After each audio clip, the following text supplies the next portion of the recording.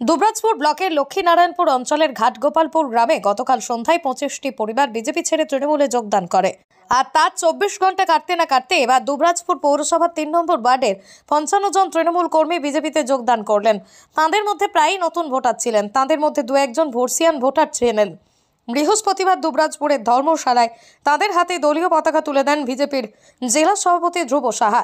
তিনি জানান যে আজ প্রমুখ 55 জন যোগ দিয়েছেন।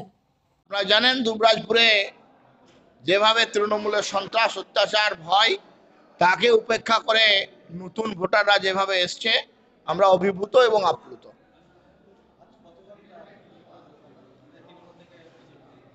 আজকে প্রমুখ প্রায় 55 জন জয়েন করেছে এবং আজকে আরো একটা বড় গ্রুপের সঙ্গে কথা হবে। এটা তো ইয়ং ছেলে, যারা বড় গ্রুপ তারাও আগামী 2-1 দিনের মধ্যে জয়েনিং হবে। এরা তো সবাই নতুন ভোটার, তাদের মধ্যে 2-1 জন বর্ষিয়ান লোক আছে, বাকি সব আগামী 2-1 দিনের মধ্যে দুবরাজপুরে একটা বড় সংখ্যায় ভারতীয় জনতা পার্টিতে তৃণমূল এবং সিপিএম ছেড়ে বিজেপির সঙ্গে আসবে।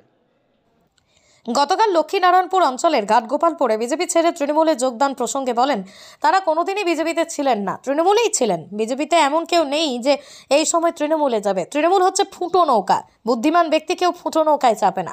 তৃণমূলের লোক তৃণমূলে গেছে, তৃণমূলে তো কেউ এখন যাচ্ছে না। সুতরাং কুমিরের বাচ্চা দেখানোর মতো ব্যাপার, নিজেদের বাচ্চা নিয়ে নিজেরাই ঘুরিয়ে দেখাচ্ছে।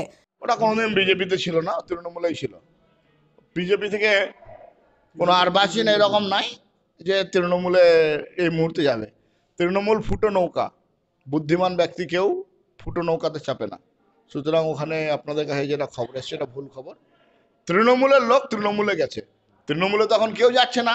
সুতরাং কুমিরের বাচ্চা দেখানোর মতন ব্যাপার, নিজেদের বাচ্চাকে নিজেরাই ঘুরিয়ে দেখাচ্ছে।